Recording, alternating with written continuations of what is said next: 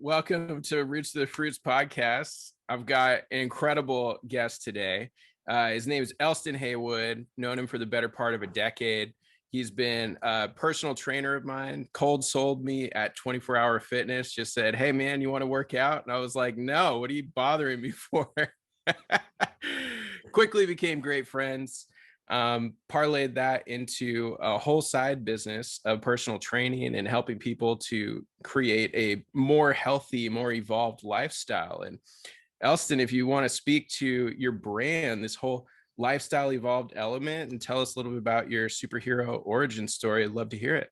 Yeah. Well, Lifestyle Evolved started as a goal and a mantra, basically, because I wanted to evolve my lifestyle to the idea and the vision I had for myself, and it was all focused a lot around discipline and physical activity, because those are the things that I like to do, and I wanted to model my life around that. And so hold on. Discipline and physical activity are the things that you like to do. Yeah. Okay. It's simple. Is this since you were a little kid, like when you were 5, 6 years old? Is that kind of the stuff that you thought about and were focused on? Well, no. When I was a little kid, I would just like to take things apart and put them back together, if I'm really thinking about it, I don't really know what I was focused on when I was a little kid. I liked art, as does my daughter, and I liked making money because I didn't have any. And so a lot of what I focused on at a young age was just trying to hustle, just trying to work on my hustle muscle. And that really started to take off in my freshman year of high school. So, and that kind of spurs off to where that discipline came from, because nothing comes to you in a day. It takes a lot of work. So desire and then matched with discipline equals manifestation. Absolutely. Yeah. Absolutely. So what was this burning desire like for you? I mean, you said you were under-resourced, or however you want to define it, but financially challenged growing up. What was your household dynamic like? What is it that you guys as a family focused on? And what about siblings? Oh yeah, so I had older brother, younger sister. Is how we grew up, and we basically raised ourselves. I won't say we raised ourselves because we had plenty of adults around, but mom was working, sometimes 2 jobs to put food on the table, and there still wasn't food on the table even with 2 jobs. And then dad wasn't around. I always like to make that joke, and I say this to my dad all the time. A song by the Temptations, "Papa was a rolling stone." That's my dad. Yes. I remember I hadn't seen him in years, and he showed up to my house when I was like 5 or 6 years old, knocks on the door. He's got a 420 hat on, which I didn't even know what that meant at the time. And he hands me a Cypress Hill CD. And he's like, "All right, man, I'll see you later." And that was it. And I remember I listened to that CD every day, and Cypress Hill became my favorite group, after that. But at a young age, me and my older brother, we were kind of the responsible ones of the family. And so mom would take off to go to work. So we would wake up early, make the food and get our younger brother and sister ready to go, take them to school, and we'd go to school. That was kind of, what we did on a daily basis for a long time, until I got into music, playing instruments, and kind of just picking up my own hobbies and stuff. We all got a little bit older. And I was in marching band in my freshman year of high school. I was in marching band, to kind of tell you where the hustle started. And we had just gotten done with a competition, and I was sitting there watching them, because they would feed us with some chips and sandwiches and stuff. And they were about to throw away 2 huge boxes of chips. And I looked at those chips. I was like, "What are you guys going to do with those chips?" And they're like, "Oh, we're just going to get rid of them, And I was like, "Can I have them?" And so this was still at the competition. And so they're like, yeah, but you have to deal with them. So I took these 2 huge boxes. They were both probably bigger than me. And I guarded them in the back of the bus until we got back to school. Because if people stay off my chips. Yeah, people would have found out, they would have ransacked me. And so I got these chips, and I was like, all right, what am I going to do with these chips? And so I'll put them in my locker. Were they individually bagged? Yeah, and they were just like the little tiny bags. And I had like other snacks. I don't remember all the snacks, but I just remember I had potato chips, Cool Ranch Doritos, just the standards, the staples of those aren't standards. Those are the top notch. Those are the choice. The Cheetos, little mini bagged chips. Oh yeah. So I was like, what am I gonna do with all this? And I was like, well, I'm gonna sell it. And so I went to the vending machine, looked at the price in the vending machine, and then I just made my product slightly cheaper and opened up shop the next day. Opened up the door, had my sign.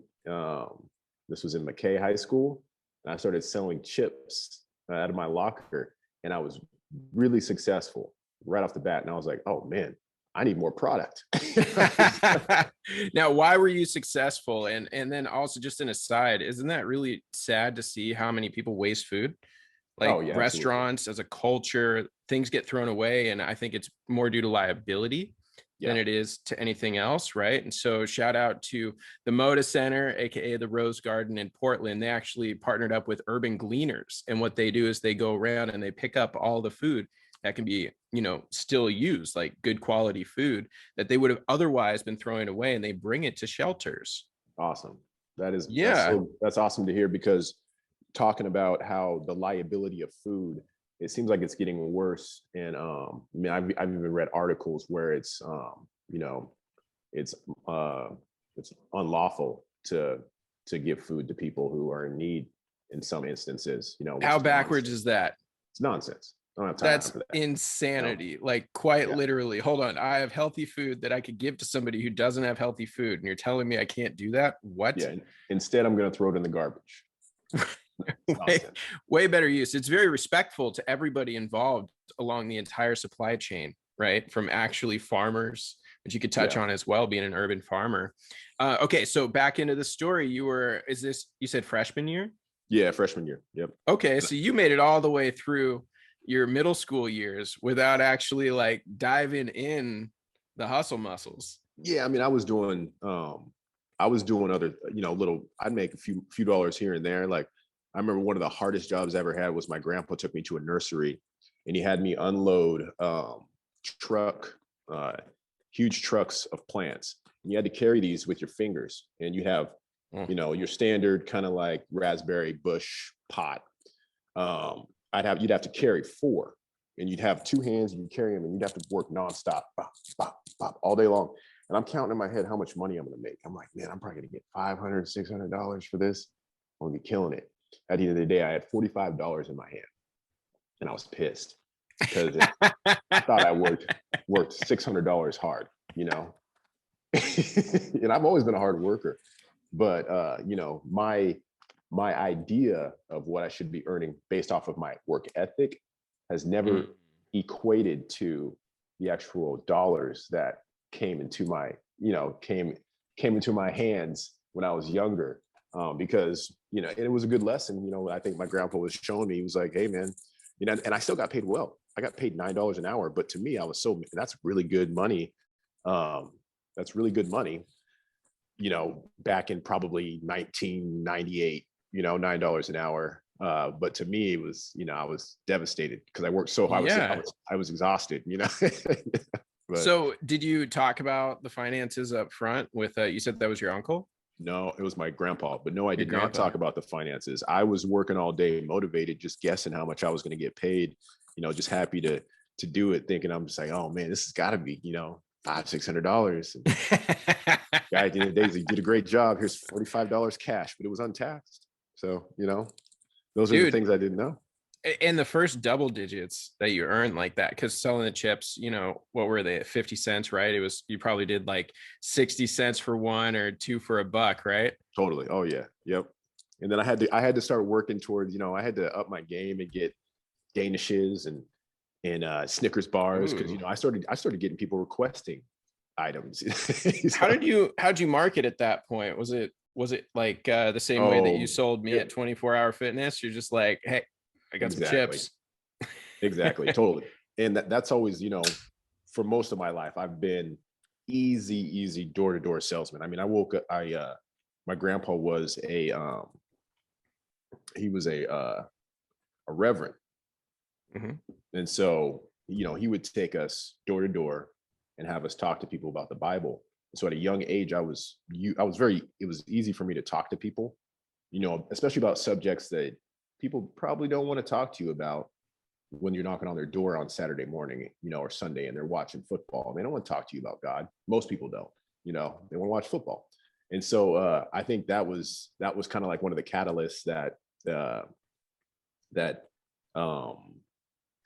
made it easier to, go approach people. So when I opened up my locker business, I was in the hallways hey man, I got chips over here, and I'm just vocalizing what I have to offer, and people would come over, and then people finally knew, then I built my clientele base, and people would know that you don't have to wait in line over there. You can just come over here, and I have faster service, and I'm cheaper, and I take special and you requests. Smile. Yeah, exactly. And so that just translated into more business, and it's been the same way ever since. Very simple. Interesting. Speak to that. It's been the same way ever since. Yeah, I mean, I have been a salesperson. I'm gonna turn off my phones here. They're gonna start beeping. I've been a salesperson or either a manager or in sales, but both of them, my success came from going out and getting the business. It never came from sitting and waiting, And if there were lulls, then I would just try to, find a more creative way of pulling in more business. Just the same way that I approached you. We would have never met if I hadn't said hello. Not only that, but I wasn't even looking at you. So as you walk into 24-hour fitness, if you're unfamiliar, it's a giant gym, usually 2 floors. And so on this one, when you walked in, there was the check-ins, like all of them, right? You have to go past your gate, touch ID before it was called touch ID, the fingerprint scanner to get access. And then there's the personal trainers on the right side. Then there's all the cardio equipment and all that crap. And then upstairs, there's different kind of weights and stuff as I remember it. And so I don't really do cardio much, but I did at the time. I was just like, okay, I'm gonna hit the treadmill, and then I'm gonna go, heavy lift upstairs. And so I was going to the staircase, and they had hand sanitizer before it was cool, right? They had hand sanitizer. It was cool, yeah. Right there on the post where you turned around and went up the stairs. And like, this is a wide, 8 or 9 foot wide flight of stairs. So like, it's the kind of thing where you could just do exercises going up and down the stairs. And so I'm sitting here, headphones on, and I'm like cleaning my hands off with Sanny. And then out of the left field comes Elston. I'm like, what? I had to be like, I can't even hear you right now. What are you talking about? Oh yeah. That is such a unique attribute of yours that I just love, man. It's fantastic. Like you have it's a magnetic energy that you can actually go out with. It's not just an attractive energy because you're like, you're humble, you're happy, you're like, enjoying life, but it's something that you're able to put out there and plant seeds into people's minds, like you're saying with the door-to-door training that your grandpa brought you into. I mean, my goodness, like that seems like one of the quote hardest roles. But when you do that early, when you do door-to-door sales or something along those lines, where you face a lot of adversity, a lot of rejection early, at least from myself, I noticed that it just tempered my spirit to know, oh, it's not about whether it's right or wrong, whether I'm good or bad, or what I'm offering is good or bad. It's just, is it the right fit for the person? Totally. Absolutely. Yeah. And if it is a right fit, it's going to flow. And I mean, I love flow. I'm a flower. In my family, I love flow. In work, I love flow. And if things aren't flowing, then I feel like I'm going against the grain, and I don't like it. And sometimes you're going to have to go against the grain. The flow doesn't always happen, but when flow is in session, it's the best. Okay, how do you describe and define your flow states? Well, let's see. I define it as, well, for me, there's a lot that goes into it. There's a feeling, there's energy, there is less, I guess, focus on the cognitive and more in the present in action, but I think you have to have those, in order to get into your flows, you have to step back and reflect as well.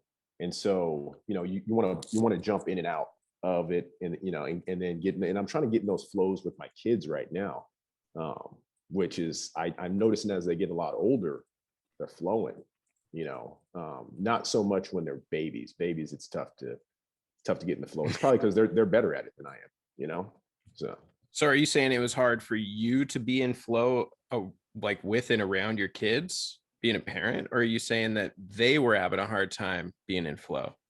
Well, I would say as a parent, yeah, it was hard to get into a flow with the kids when they were younger. But I think that the kids come out at a different frequency than we develop, and as we get older, and our, obviously their frequency starts to match ours over time. But it's how do I put this? It's being a new parent. It's challenging because you have ideas, and ideas aren't flow. Flow is present, So whoa, ideas are not flow. Flow is present. Yeah, definitely. Expand on that. What is that? There's such simplicity, but yet, what do you mean? I'm in my mind. This thing is a computer for a reason. Like, let me process stuff. Like, how is that the antithesis of flow? Well, so when you're flowing, you're present. You're not in your mind. You're in the moment. I think that's the simplest way I can put that. When you have ideas, okay, so let's use an example of, like, let's say you have an idea of something, and then you're planning on reacting, or you have an expectation because of the idea that you have, and then those expectations aren't met. It could knock you off of your trajectory, and then you're not flowing. Whereas when you're flowing, if you're not stuck in the idea or the cognitive or the reflection phase, you're going to be more proactive, because you're not concentrating on if that idea wasn't met, or if you got satisfied in some way based off of your expectations. So that's expectations can derail a flow state. Absolutely, totally. Like when I do jujitsu, if I'm trying to, so sometimes I'll walk on the mat and I'm like, I'm just going to try to take people's back. And if I'm just trying to take your back, I'm leaving out all kinds of an infinite amount of other options that I could do to close off of this match quickly, if I'm just focusing on trying to take the back. And if somebody's good, they're going to see that that's all I'm trying to do, and they're just going to keep blocking me in those ways. Whereas I'm flowing through the battle, and I'm open to what is coming my way, and I'm being proactive about what's coming my way, I'm now flowing, you know what I'm saying? Mm-hmm. And I can then operate with a more clear mind because of that, and it's like, flow is not easy. Flow is, like we were kind of talking earlier off camera, and I was telling you how when I get to a point where I'm going to retire from my past career, I plan to shut down for a while and just kind of recalibrate my instruments, and yes. That's because I want that flow. I want to recalibrate my flow. And I think that I can do it in a way that will be where I'm going to take this energy that I've been deploying in other places, and I'm going to be able to just create this like fine-tuned ray. And see, this sounds like an expectation, but to me, it's just talking about it gets me excited, because I know from the bricks that have been laid that it's all good. It's gonna flow. Exactly. And I would say there's a distinction there that's really important. I don't see you saying it has to be this way or else. That's an expectation. Yep. Right. What I hear you saying is you have a knowingness, which is above belief. Right. Mm-hmm. If a belief is a thought that we keep thinking just over and over, yes, the sky is blue. Yes, the sky is blue. Talk to a colorblind person. The sky is green. Right. Mm-hmm. They're still right. but we keep believing that we're right because we have that thought. We keep thinking. A knowingness, I believe, is an intuitive thing. So it's actually, I feel like it's spiritual. It goes all the way to the higher mind, God force, however it is that the person defines that, the difference between the on and the off, the life and the unlife. And so as you were describing all that, man, shout out to Sun Tzu, the art of war. I mean, dude, be absolutely. like water. Like, I think about that constantly. My very favorite shirt is actually a water shirt. And it's for this exact reason, because water not only finds a way regardless of what obstacle's there, but there's another element that you just helped me to crystallize when you were just describing it. Water only takes one path.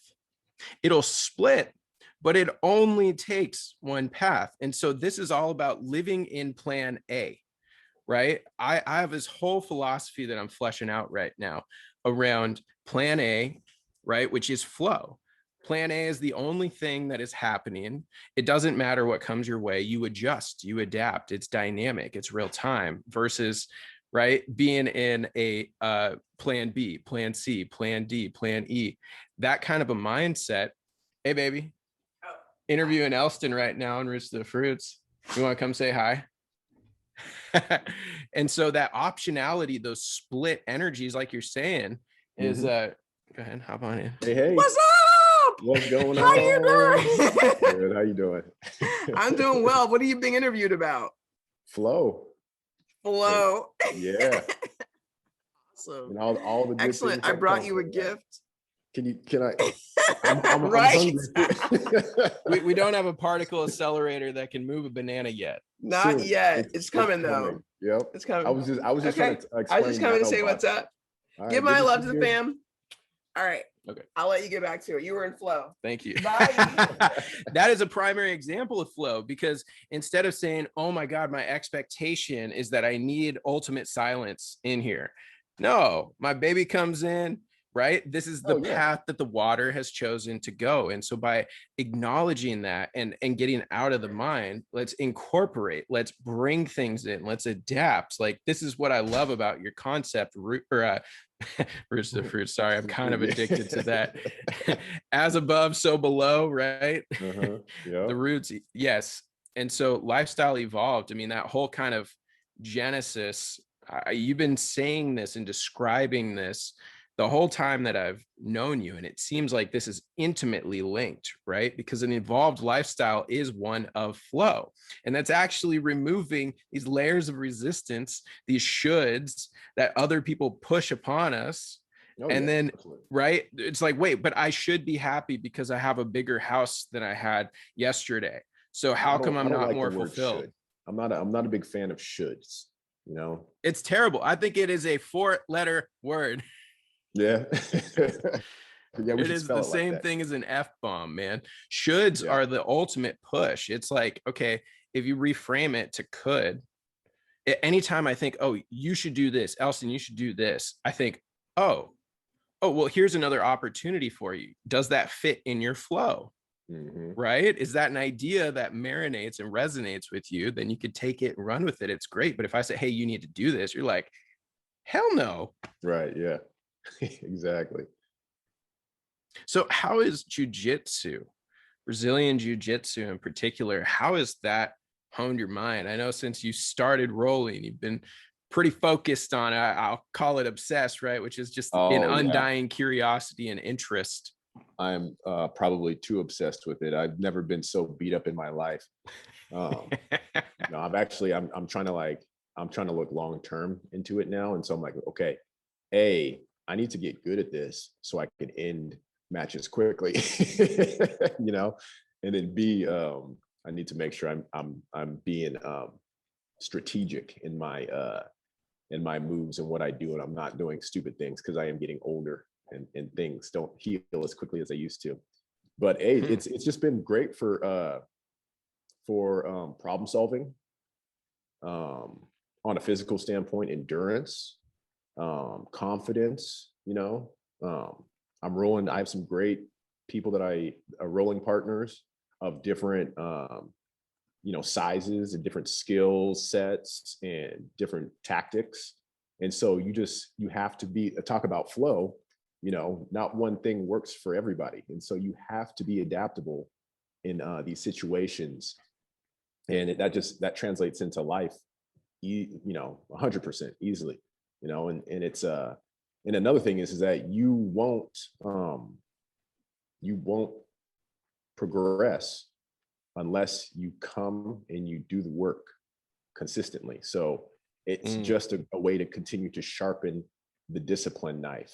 You take that sharpener and you just continue to do it every day, or every other day. It's been awesome. It's amazing. I don't even lift weights anymore. Are you serious? I haven't lifted a weight. I did a hollow body ab workout last night, and actually I did it with Theo on my stomach, and then I was holding Khaleesi in my hands, and then I had my legs up, and so I'm using kind of like a counterbalance weight. Oh, and the yeah. whole time I'm thinking about, like, if this was somebody in a high mount position on me, like punching me in the face, and so I'm trying to like shift my body to work my core. So if I was trying to, do a defense. Interesting. Yeah, Man, so leveraging your kids to be a better martial artist, or, is jujitsu considered a martial art? Oh, absolutely. Yeah. One of the That's best, amazing. in my opinion. So what do you have to say to somebody that has heard of jujitsu, Brazilian jiu-jitsu specifically? What do you have to say to somebody that's like, oh, that kind of sounds interesting, but I don't know if it's for me? Oh, I would just say try it. A lot of people say the best belt's a white belt because you walked in the door and you tried it. Right. And that's the first step. And I think it's like only 3% of people who try jiu-jitsu actually get a blue belt. And from my understanding, a blue belt gives you a pretty well-rounded curriculum on how to defend yourself and understand the mechanics and the movements of the body, joints and different ways to stop somebody else's movements. So I think just getting in and just trying it and being playful with it, having no expectations, just learn. The saying is you don't lose, you learn, Yes. And that's a good saying for life too. And so that's what this is, the learning team. Nice. It's not losing, it's learning. It's learning. Yeah, totally. Now I'm trying to translate that, because, talking about recalibrating. So I've spent a lot of my time trying to become like a master of, business principles for a long time to reach certain goals. Mm-hmm. And now I'm more like, I need to recalibrate and fine tune become more of a master of relationship and those connections in my next life, and because, the foundation's been built for my desires that I had, and now it's time to add that next layer. How does that interplay? How does that fit for you then? Because right, desires that we have personally for our own gain take us so far, and then like that's where those studies of 70K a year come from, whatever it was a decade ago, and that stuff was done, where people are like, you don't actually experience more happiness, because materially at that point, they just call that the fine line, where it's like, okay, now after that you've got all your needs met. So emotionally, like if you don't have food and then you have food, that's material, and that can make a big difference in your feelings. But if you've always got food, you got your necessities taken care of, kind of the Maslow's hierarchy of needs, then how does that play in? Like how do relationships fit in as this next layer that you're looking at building, which you're already fantastic at, by the way. So I love that you keep a student's mind. Yeah, I want to master it. I mean, I'll give you an example. There's a 12-year-old girl that I'm talking to right now, and she has had a very hard upbringing. Everybody has struggles in life, but what she's had to go through, without going too much into detail, is clearly affecting her current thought process and mindset. And there's things that she talks to me about that I can connect with, that I kind of have experienced at a young age, but I'm more of a stoic type person when it comes to the past. Like, I'm just like, all right, I'm just going to move that over there. Right. Like, I'm going to keep moving forward. And it's hard to try to get a connection. And granted, I think nothing happens in one day. You have to lay the bricks. And even when you're trying to help somebody, it takes time. It takes time. But I'm sitting here and I'm listening to what she has to say and her struggles and the things that she focuses on. And it makes me sad because she is so young, so smart, has so much potential. But she's really dwelling on things that are out of her control. And it's hard to explain to a 12-year-old or have that connection, or to try to, I want to get better at building the tactics to be able to connect and show that this world has infinite realities and possibilities, and that sometimes the vision that you see, it can be changed. The perception can be changed, or you can look at things in a way that kind of you can turn it maybe into a positive, or you can redirect that energy that might be bogging you down, because she's told me she's depressed. And this is really common with a lot of kids these age, with the smartphones and the apps, and they're just all sucked into these things, and cyberbullying and stuff. So I'd like to get her, build her strength, and so I want to get emotional strength, right? Spiritual strength. And one thing you were talking about, intuition. Okay. And this girl has really strong intuition. I personally have strong intuition. My daughter has strong intuition. And I consider it to be a superpower. Amen. And I explained that to her. I told her that intuition you have, it's not a surface thing. It's not an earthly power. That is a cosmic power that you have, and you need to trust it. And I'm trying to get that, to tell a 12-year-old that. She's like, yeah, but it's true. And if you can trust that and hone that and build on it, then it just helps. It's for the better. So it's long story short, these kids are the next generation, and I come to play, and I want to help them. I want through my experiences, I want to try to get them to get that same Wolverine tenacity towards the future, So we'll see how we can do it. Absolutely. That's an honorable calling. Very honorable calling. Yeah, for sure. It's a desire, But to your point, right? Intuition, right? I look at tuition as payment, right? Mm-hmm. You have tuition, you're paying tuition. And so intuition is your payments within. It's actually the thing we should be paying attention to. Amen. Yeah, absolutely. Because I believe that, if we're limited to just 5 senses, if that's truly what a person believes is all that exists, just look at the light spectrum and see the chunk that is visible relative to all the waves that our current instrumentation is even able to detect or give us clues exist. Yeah. Does that mean that's all that exists? No, of course not. That's such an arrogant thought to say, oh, we can know everything, right? Science is very boring. Very much. Yeah. Like, to me, science is the revealing of what already is. Yes, and so there's absolutely. never a conflict with spirituality or religion, right? Religion meaning habitual. So belief system, religion, those go hand in hand in my definitions. But yet, a belief system that you're talking about behind you, right? You mentioned this when we first got on, the bricks. I was like, what a beautiful metaphor, man. Lifestyle evolves. It's about the slight edge. It's not about that one grandiose moment. It is about the little things. Heck yeah, I like this. Simple disciplines into massive success and happiness. Because when you look at anything that's a result, and if it's devoid of the process, then you don't understand the spiritual connection there. So with the 12-year-old that you're describing, You know, I mean, I think we all can relate to varying degrees.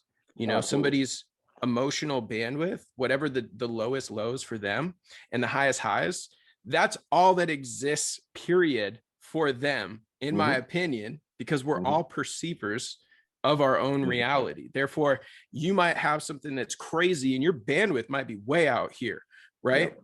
But if I've got even this much bandwidth and I'm like, oh, I identify with a peak of happiness or a peak of struggle and challenge and depression and anxiety, then I can relate with you all the way down here just as much as I can here.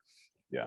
That's what I hear you looking for, is how to build bridges with her in a way that really resonates, because no one wants to be sold, right? No one wants to be pushed. No one wants to be shoulded on, but everyone wants to come to their own intuitive understanding and like epiphanies. Don't they feel good when you just listen and you're like, oh my God, why have I been so resistant? I'm now snapped into flow. I'm calibrated. And I think, use your language. And I think the easiest way to do it, you know, is going to be through action and experience, you know, and having, you know, her experience different things that maybe shift the focus, you know, just trying to keep it simple. But that's going to take time. Yeah. Right. Well, the journey takes time, but the decision doesn't, right? The emotion is instant and infinite. Time is just the unfolding, right? The three-dimensional construct that we live in. But I mean, I don't even think time is a real thing, right? Just think about a flow state. When you're in a snowboard and you're going 40 miles an hour down a hill and you're going through trees, like, time is not the same. Yeah. Oh yeah. Yeah. I don't even really like the word time, but you know, we've grown up with it, so it's a good way to have an easy connection. Imagine not growing up with the definition of time, not even talking about it at all. You know, when it comes to education, right, and how to teach the next generation, including myself, right, because every time we teach, we get to learn twice. That seems like a foundational and fundamental chunk. Just remove the concept of time. Time scarcity, I think, causes so much anxiety. Oh yeah, absolutely. Absolutely. I can't agree with you more there. I think if you just take that away, you know, just to give you an example, before the pandemic, me and Robin both had full-time jobs, right? And so our mornings would be wake up. Everybody needs to eat food as quick as possible because we all slept in too long. We, you know, we got to get the kids here. She's got to get to work. I got to get to work. I have meetings to go to. And so who wants to wake up like that every day? I don't. Definitely not. You know, it's not fun. And now the difference is that it's more, you know, I leave when I need to, and the kids, and they can wake up, have breakfast, you know, enjoy the morning, and, you know, have more of a connection instead of being like, hurry up, go, go, go, go, go. And so, you know, it's been for the better, this transition that we've made.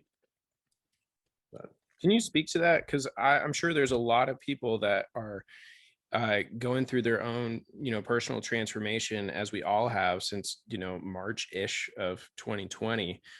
Currently, we're in March of 2021. So about the for last... any of those from the future. What's that? That's it for any of those people from the future. That's right. So when you think about that, how do you want to connect and support people? Because like, I imagine the amount of, you've used the word, you know, calibrate. I think it's a brilliant definition, because you're just calibrating to what is. It's instead of getting out here and saying it should be like this, it should be like that, or, oh shit, I lost my job. You know, like, that is such a prevalent reality for people right now, I believe, at a large scale. I mean, what kind of advice do you have? What, to just deal with our current situation? So what it really comes down to is teaching flow. Oh, okay. Well, man, how do you teach flow? Let's see. I guess you've got to you need to reflect. And first you reflect, and you need to recognize what is causing you to not flow. What is it? Because I have a buddy who once told me, if you think about something for 3 days, then you need to solve the problem of whatever you're thinking about. Oh, I love that. And this is a buddy of mine. He's awesome. And when he told me that, it really stuck, and that's wisdom right there, because it's like, if it's on your mind for 3 days, then you should focus on it. You should reflect on it. You should contemplate it. And you should set up action plans to understand why you're thinking about it, define that, and then you will conduct yourself how you want to, whatever that may be, after you have that definition. And then, I mean, ideally, you will then do something and then flow through it. So or you won't. a framework just came up for me as you're describing this. First, you must reflect, right? Then you must resolve what the conflict is, right? In order to have an action plan. And then you must release yourself from the shoulds in your own mind to be able to take the next R, which we could go with run. There you go. And then if you happen to, after trying to release, if you come back to that, don't get upset or create anxiety because you have. Just understand that it's going to take maybe multiple attempts or more experience and knowledge to get to the run. To get past the release and into the run. Run or ready. Yeah. Right. Like, but it's about, like, it's that forward momentum that I hear you describing so well. It's like, if you're looking at building that brick wall behind you and, you put up 10 of them and you're like, all right, I'm kind of tired, well, it's just going to stay a little tiny, sliver, but it takes that, the discipline, as you called it earlier. Like, that's so fascinating, because discipline, I think, is doing what you feel called to intuitively when your body, your mind, your emotions don't want to. Yes, absolutely. Yeah, because your body's gonna, it's gonna do what it's gonna do. Dude, that is spoken like a true champ. That is amazing. Like, that's what somebody says when, it's Usain Bolt that just, wins the Olympics, and he's just like, oh yeah, the body just does what it's going to do. Right. That's David Goggins when he's like, no, I just did 20,000 pull-ups today and an ultra marathon. And I talked to you on the phone the whole time. Right. And we're going. Yeah. That's the run. That's that fourth R. Yeah, absolutely. So reflect, resolve. You have to calibrate, right? Reflect to understand, resolve to calibrate what you need to do. Sometimes you don't need to do anything, right? Absolutely. But it's releasing yourself from the obligation, the should that somebody else, even it could just be your own mind that is planted. But realistically, it's not just our minds, right? Our minds are a collection of everything that we've experienced. I don't think we ever actually forget. Even when somebody has Alzheimer's, I believe that the unconscious stores all, right? Yeah. It's an infinite perspective of all, but it's like a filing cabinet, How do you get it out? Yeah, totally. It's like the Dewey Decimal System. It's like, well, I really want to learn from that book that I had, from 3 years ago. Okay, I got the file. Sweet. That's called memory. Right. We're remembering. We're firing those neural nets together again. So when it comes to that action mode, when it comes to running, how do you help somebody that says, oh, well, I'm not disciplined, I don't have motivation, right? I can't do that. Well, I mean, so then we just break it down into bite-sized pieces from there, So clearly you don't understand what discipline is, because discipline is easy.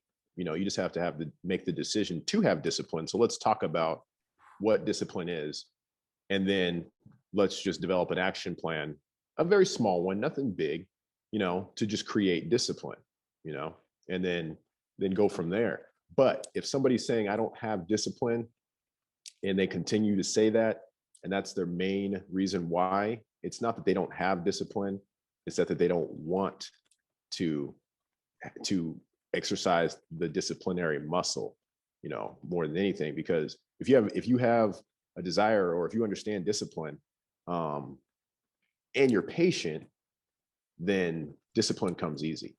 You know, and a lot of that is you just do the work every day, and you don't beat yourself up about it, regardless of what you accomplished that day. You just know that you did something, or you didn't do something, but you're going to do something tomorrow. You know, we can take this back to working out. Everything, I don't know. Working out is a real nice way to kind of to use examples, because people do their New Year's resolutions. All right, every day I'm gonna do 20 push-ups, and then January 1st comes, they don't do any push-ups, and then instead of just waking up and being like, okay, I'll do my push-ups tomorrow.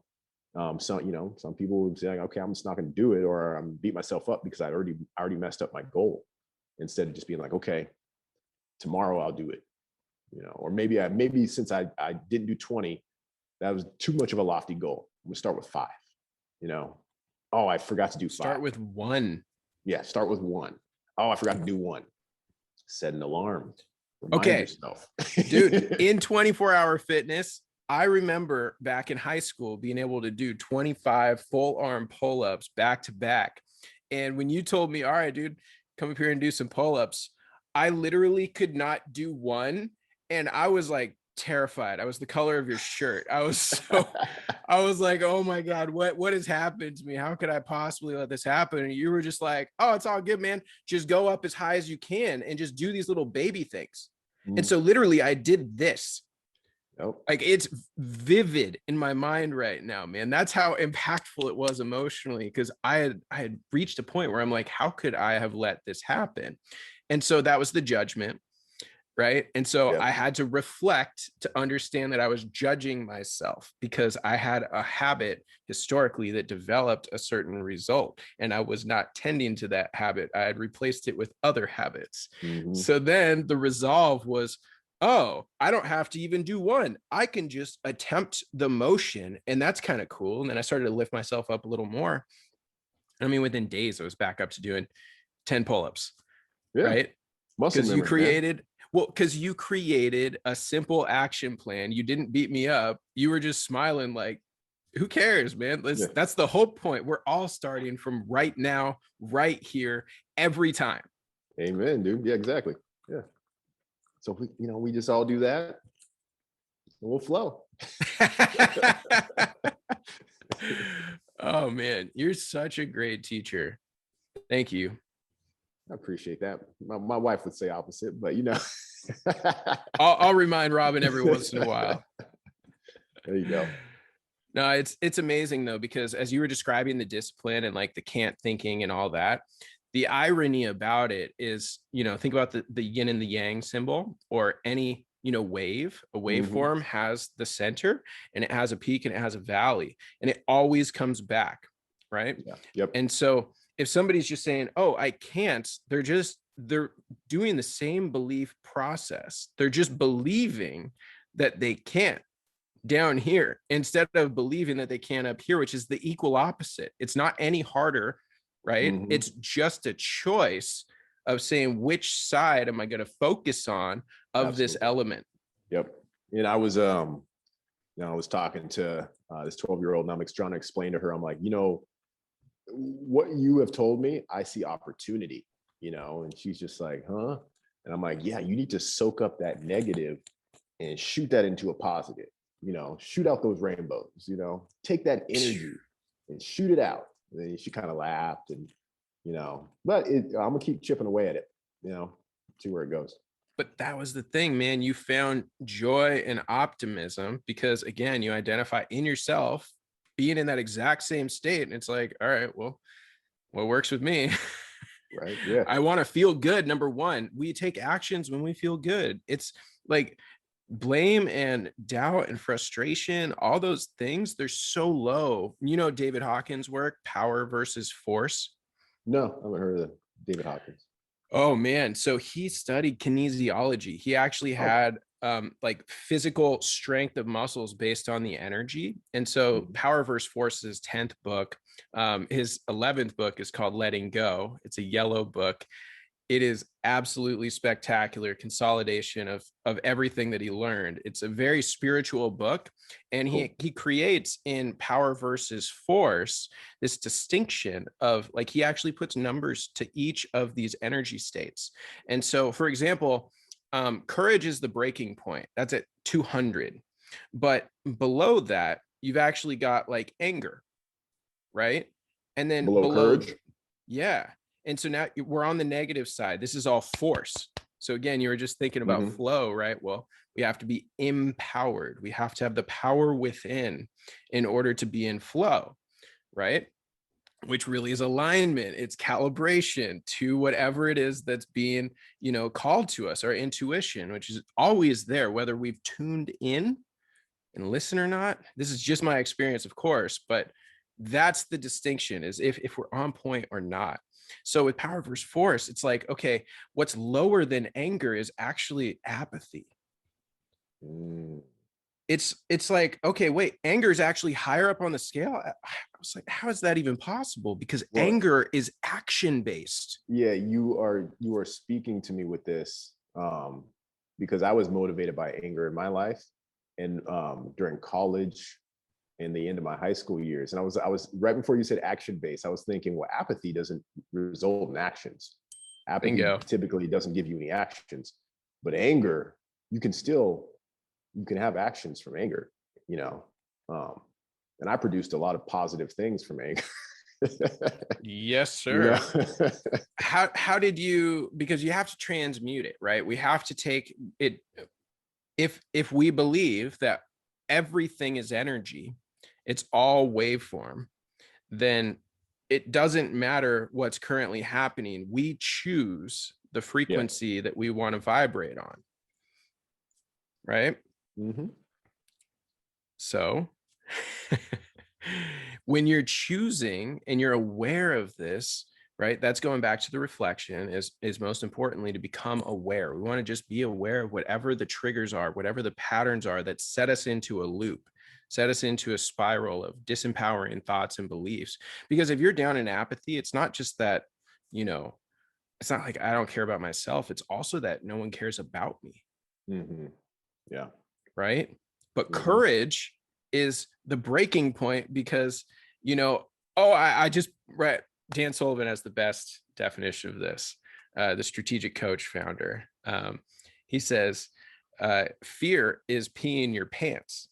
Courage is doing what you got to do with wet pants. Yeah. I like it. Yeah.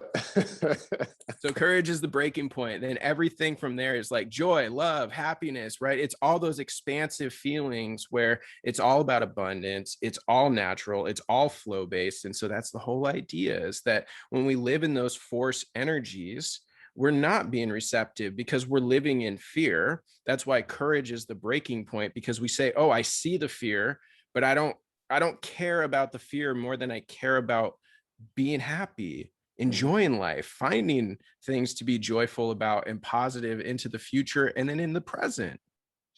Yeah, and that's powerful, and that takes strength. And I mean, if you can get to a point where you understand that you're an immovable object, you know what I'm saying? That's like being in the sand and the wave comes in and crashes, and you're still there. So if you had to use the belt analogy, right? Where would you say that you rank right now as far as being able to be an immovable object of whatever's happening externally, right? In the midst of storms, I find peace within. How would you rate yourself currently on that process, that scale? What's above courage?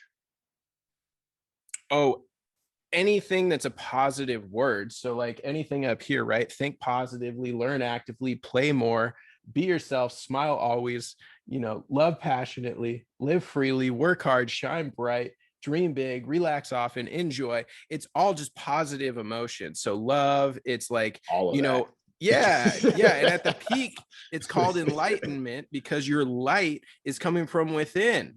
Right? You're enlightened. And so you don't care what's happening around you. You're not influenced by it. So we've all been at that enlightened state of, nirvana, however you want to define it, doesn't really matter. But we've all experienced that. It's just, okay, how often do we hold that higher frequency that's like it does not matter at all what's happening. I can stay cool, calm, collected, loving, supportive, compassionate. Yeah, I mean, I'm to the point right now where I feel very much just straight, it's there's obviously I have kids, so I'm still I'm still learning how to navigate that. But for the most part, man, it is cool, calm, and collected, and it's focused, and it's bright, and it feels good to be in that state, especially with all the external factors that we have to deal with on a daily basis. I'm not one to get triggered. I read Dr. Seuss to my kids last night. What does Dr. Seuss's great wisdom have to say about triggers? Oh, nothing. We're just reading the apples. I don't even know what's going on in the mainstream media right now, but apparently Dr. Seuss is getting canceled. No, why? Yeah, man, it's just like racism, something to do with racism. I haven't even looked it up. I haven't had time, but it was, I saw my buddy, I popped up on Facebook for like 5 minutes the other night, and I was talking to my buddy on the phone, and I saw a bunch of stuff about Dr. Seuss. So I asked him, and he told me that, he's on the outs. Dr. Seuss got to go. But but I was last night I was reading it to my kids, and I thought it was so funny because as I'm reading it to my kids, my 5-year-old, who were, my wife is doing a great job teaching how to read right now. Shout out to Robin. What? Miss Rizzle. Miss Rizzle. Instagram coming soon. But my daughter's reading the book, and at the same time she's teaching, because it was the apple one. It was like 1, 2, 3 apple. They bounced it on their heads. It's like 10 apples at the end of the book. But she's also teaching my 2-year-old how to count while we're reading it. And I'm just like, this book is awesome. And I'm sitting here and we're all counting and interacting. Then we're counting it in Spanish, and I'm just like, what is wrong with Dr. Seuss, dude? So yeah, it is what it is, but we enjoy it. But that's exactly to your point, right? When you're in that higher frequency, when you're experiencing love and gratitude, appreciation, right? It doesn't matter what the outside world is saying. Oh, Dr. Seuss is bad. Okay, that's a should, right? Because when we really back up, we're going to look at our own lives, if we're honest, and we're going to see so many different things that we did that were hurtful, right? And there's new definitions of what is supposed to be okay and what is not. I was just having a conversation last night actually with Juan about this, and he was mentioning that the X-Men were actually a political statement. They were mutants, right? They were born that way. And so it was an anti-racist approach that was like a Trojan horse to get in, because they're all just these awesome people, right? They have souls. And so it was like same time as Martin Luther King and everything that was happening.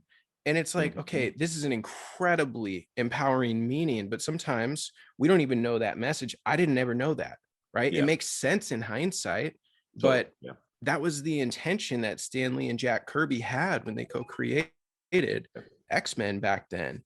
Like, that's incredible. And so to judge somebody based on those standards, like think about our elders, right? Think about people that are in their 70s, 80s, like 90s, sometimes even hundreds nowadays, right? There's so many things that were, quote, okay back then that are so far from okay now. Yeah. And yet some of them haven't made the leap. They haven't made the connection, whether it's a choice of being resistive and just saying, oh, no, this is how it is. Like, this is how I grew up, therefore. Right. And so that's where I think things get clumped, like racism and sexism and whatever isms that you want, homophobes, right? Things of that nature. It all comes from like, well, I grew up this way. It's all past based. And so I get like conflicted about why people want to tear down so much right now. It's like, okay, there's a big megaphone, but to your point, Dr. Seuss, who knows what his intentions are? I mean, I heard that Martin Luther King was abusive to, women around him in particular. And it's like, okay, well, that's because we're all actually humans here. And so if you're just going to say that the message doesn't matter, it's the messenger that's being judged, then I think it's missing the point. Yeah, because you don't know what's going. I mean, same thing with Gandhi, and there was You don't know what's going on in their personal lives, and also their stories get kind of fantasized, to a degree that we don't understand, So that's all. A lot of that is just his story, based off of whoever was doing the writings, her story, history. Yes. Yeah. Yep. Totally. Yeah. Dude, I got an idea for shirts. Why don't we do ones that pull it apart? It says his, and then in parentheses below her - story big. And then below it says, I'm the author. Nice. Let's get those in print. Okay, done. Rootsofthefruits.com. Check it out. Yeah, yeah, dude.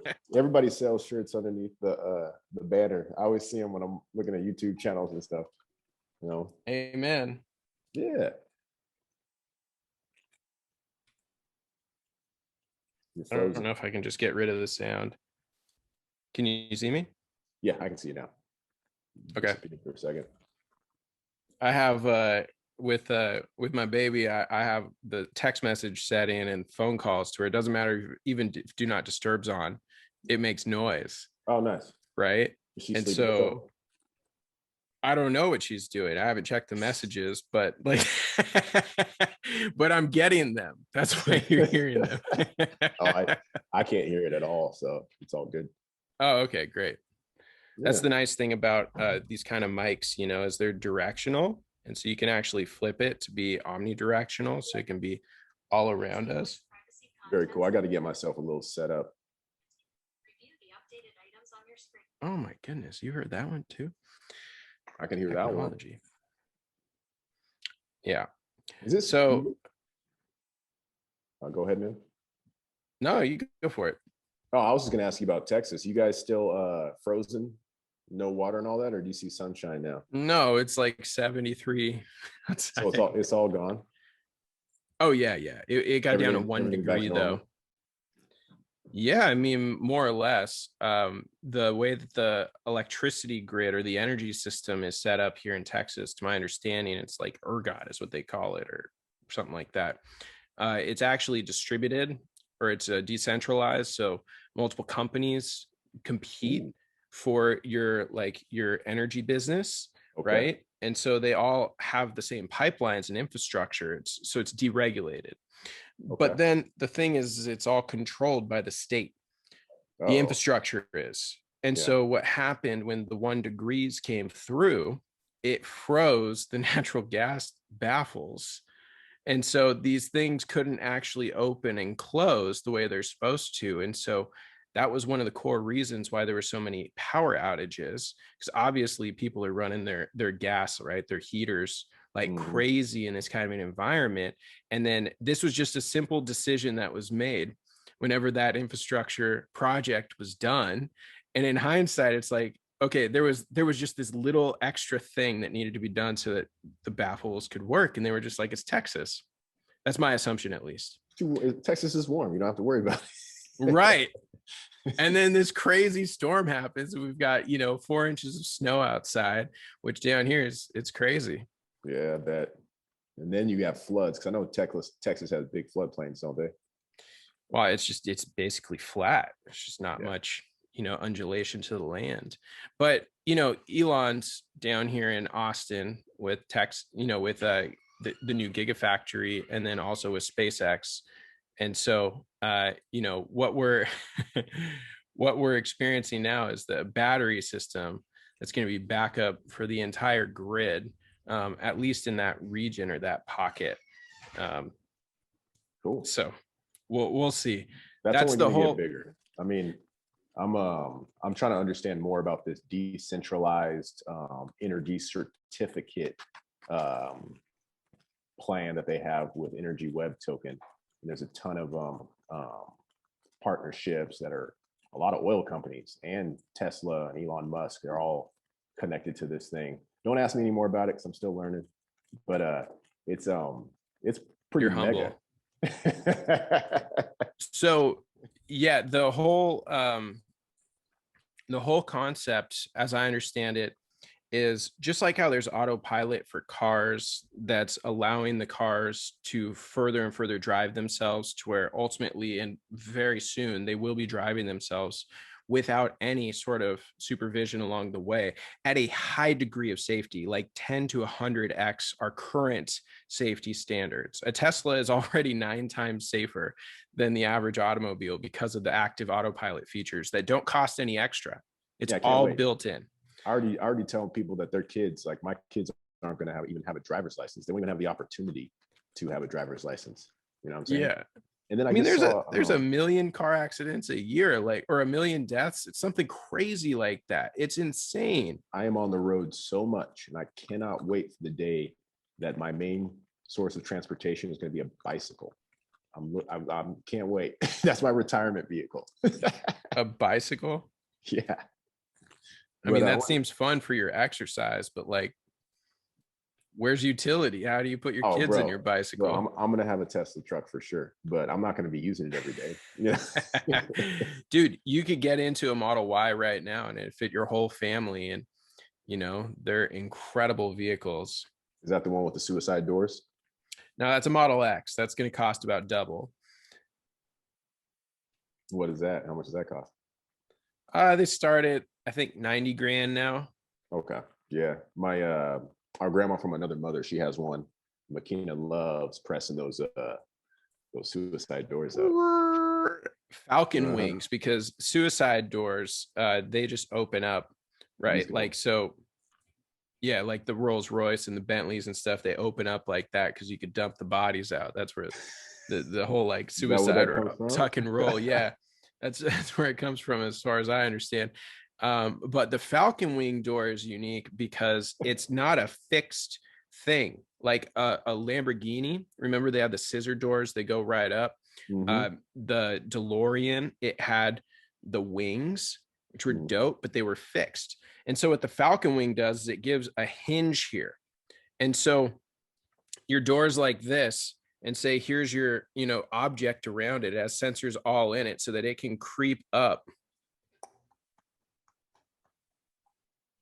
like that, like within inches of different objects, garages, whatever. I noticed that. I never thought about it, but I noticed that because when she presses that button, it always looks like it's going to hit her in the face, and then it doesn't. You know? Elon calls it the Faberge egg of automobiles. He says there will never be a Model X again. He's like, this was the most insane thing to actually get into production, to do the Falcon wing doors. Hey, it's all cool. I can't wait to not have to drive anymore.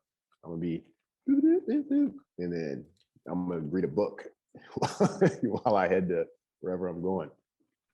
I mean, the reality is very, very, very near. The public beta that's happening right now for full self-driving, like literally unassisted, you still have to be legally the driver and be, you know, like observant. Yeah. But like they're doing sometimes 2 times a week software updates, and then they're training their neural nets so that it's actually doing a 360-degree bird's eye perspective based on all the 8 cameras. So the 3 that are forward facing, narrow, regular, and then wide, and then you've got your sides, and then your side backs, and you've got your rear. And so what they had with the first generation, and why it was so hard, Elon was like, we're going to make self-driving a reality in end of 2017. Remember that? Well, that first platform was full of so many if this, then that kind of statements. It wasn't driven by intelligence of gathering the data, because each of them were unique camera feeds. They weren't full resolution. They were coming in black and white, and they could only handle a certain amount of frames. So it was, I believe, like 10 frames at a time initially. And so just when they activated all 8 cameras was this huge milestone. And so simultaneously, they've been building version 2.0 of the software. And so the software stack still has that base layer with if then that kind of statements, and kind of like, you know, with a computer, you have a BIOS and you have like firmware, and then you have hardware. So in this environment, the firmware is like that soft stack, but then the second layer is just growing more and more and more. It probably won't evolve over the entire first generation stack completely, because there's still use cases where the first gen stack is actually very helpful. But what it means is that all of the million plus vehicles that are on the road right now have been feeding the data centers, right, that Tesla has. And now they've rolled out the software that stitches in real time all 8 cameras together, and they call it fourth dimensional because it actually factors in time. So everything's based on predictive modeling, right? Because if a person's walking, a ball shoots out in front of you, a cat's running across the street, a biker just cuts out, right? You have to predict the movement and the motion. And so this is literally what's happening right now, to where the cars are running immaculately well. They're able to go to a stoplight, pull up in the left-hand lane, and then make a left-hand unassisted turn. This was about 2 months ago that rolled out. Waymo still can't do that with all this headgear, the Lidar, and all that crap that they've got, because they've got a walled garden with maps that are pre-done. And so it's like saying, hey, I'm at the bowling alley, and I'd like a strike. How about I get a strike? Can we put up these bumpers real quick? The Tesla model is that everything is treated as new. Every single time it's a new scenario. So of course it has all the other data. They've got maps, but what they're doing in place of Lidar, which is an amazing technology using laser to measure distance, unless there's an obstacle like rain, well, that reflects the light, right? It refracts it. Fog, snow. So any conditions, take it out. It's eliminated. It's just totally unfunctional. Right. And so what they've done is they've taken the cameras, and now on a pixel by pixel level, they're able to measure distance. And because of the AI, because of the learning and the neural nets, they're closing the gap of accuracy with Lidar without even using Lidar. Wow. Very cool. In all conditions. When are they going to start making military robots? You know what I'm saying? That's not a part of Elon's goals, hopefully. Yeah, well, I mean, that technology could transfer easily. I mean, talk about predictive movements. Back to life, back to reality. Dude, I was just telling Promise that this is literally my favorite interview I've ever done. Oh, really? Yes. This is so good. We've been, pre-gaming this for actually, I don't even know how many years. I meant to ask you because I want to, we've had so many conversations. You recorded a lot of them. So if you have all that information, I want to get those and listen to them at some point in my next retirement, if that happens, when that happens, because I want to remember those conversations. Dude, there's some absolute gems. There's some absolute gems, but the kicker there that I've noticed is unless I dump it into Otter and does the transcription, our transcription service, then it makes things searchable. So I can search by you, right? Because it identifies you as a speaker, and then also by context. And so what I found is, when you have, the immersion reading philosophy, right? Like when you have audio and you have the text. So you have a physical book, you're listening to it, or you're on your Kindle and you're listening to it while you're reading it and you're marking it up. That immersion is so incredibly, like, our brains, the way we respond to that is so spongy. And so that's what I found is with the content, I won't listen to it in isolation outside because I just produce a lot of content, right? And so it's harder to find like what's actually worth it to go back to. But the other part is that we can take those a lot too. So, but we can take all those and I can dump them in Otter or give them to you. You could dump them in Otter and you'll actually be able to create like a table of contents and like understand, word clouds for each of the recordings. That's pretty topics. Cool. Yeah. I mean, I'd like amazing? to even just know how many hours of conversation are there. I mean, it can't be more than 20, right? 20, 30 hours. I doubt it's even 10. I recorded a lot of like 5 to 30 minute, kind of interactions. But again, it's because flow. That's the whole thesis here, man. It's because when you were in flow, when I'm in flow, when whoever we were hanging with was in flow, I was like, beep, capture. Right. But if you interrupt the flow, the fear, the mind gets in It's hard. And so that's why I've switched to being like, well, let's just hop on Zoom, and Zoom automatically records, right? Automatically transcribes thanks to Otter and that integration, which I can teach and help people with if they're interested. Yeah, I want to get all my stuff set up so I can start putting things on YouTube and just get this thing flowing, man. We got to get it flowing. We got to get it flowing, dude. Lifestyle Evolved has been, it's been log jammed for so long. There's this huge reserve that lives behind this, incredible backlog. Open that VIN up and just yes, sir. Go. Yeah. This is fantastic, man. Thank you so much. Yeah, of course. We'll do it again and again and again. Oh yeah. So is there anything that you'd like to say to the listener, and in hindsight or in retrospect, or what you'd like to somebody to take away from this conversation if they haven't already taken away something? Well, I mean, this was just kind of like a freestyle talk, but I would say to summarize what we kind of talked about here is that we focused a little bit on flow, and flow comes from discipline. So if you're having trouble flowing, start with discipline. And then what kind of discipline? Just slow and steady steps to anything you're trying to accomplish. Because I think if you're here and you're listening to Roots to the Fruits or Lifestyle Evolved, you want to accomplish. And the first step to trying to accomplish is starting with the baby steps. And if you don't know what those baby steps are, sit down and reflect. What was it? What were the R's? Reflect. Reflect. Yep. Yep. So then you can learn what it is so that you can resolve whatever the issue is, whatever the block is, the log jam that's happening, that's keeping the river from flowing or keeping you from accessing the river. And then there's release. You got to emotionally release yourself from any preconceived notions, the shoulds that have been put upon you by other people and put upon yourself, right? That we all plant inside of ourselves. And then we get to run. It flows. Run. Let's call this episode the 4 R's. Is that going to hook people? Tune in for the 4 R's. What do you? I think this is flow state, and life is flow. Get unblocked. There you go. Like Hashtag 4 R's.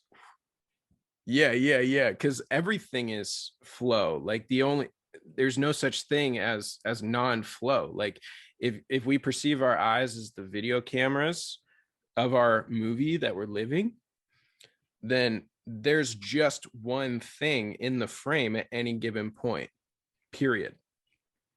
And so just like how with social media, people have, others that follow them around in the third person and whatnot, or they do it with themselves and right. All this shizzle. Which is talent, man. I'm impressed with somehow these people can just hop on real quick, knock their stuff out, and then go about it, Teamwork. Yeah. I remember when I first started seeing like all these social media people in Portland, and they had a team behind them. They had umbrella with the lights and this and that. I'm like, what are these guys doing? Now I'm like, where's my team? Yeah. We're creating it right now, dude. Zoom's on our team. Otter's on our team, right? I'm on our team. Are you? We got to introduce the Quantum. Get them in here. Quantum Collective. It's coming up next. We should just try and call them right now. I'm sure they're not doing anything. That's fantastic. All right. Well, then let's cap this one right here. Sound good? How do people get in touch with you? You can reach me at Lifestyle Evolved on YouTube, or you can hit me on Twitter at Lifestyle Evolved, no E at the end, 1, and you'll see me as Tum Tum, the Wolverine. Okay. Is there an easier method that we could use that people might even be able to remember? Do we have a website? No website. Do you have the domain? I do, but it's not up. What's the domain? Stay tuned. It's lifestylievolved.com. Oh, you own lifestylievolved.com? Perfect. And eventually it'll be lifestylievolved.crypto once I get all that set up. So if you'd like to send a token of gratitude to Elston, aka Tum Tum, you can use the the receiving wallet of lifestyle-evolved.crypto. And what could somebody send to you at that wallet address? Bitcoin or Ethereum. And you know that those Bitcoin or Ethereum. You know, those domain names are also going to be, that's going to be your website.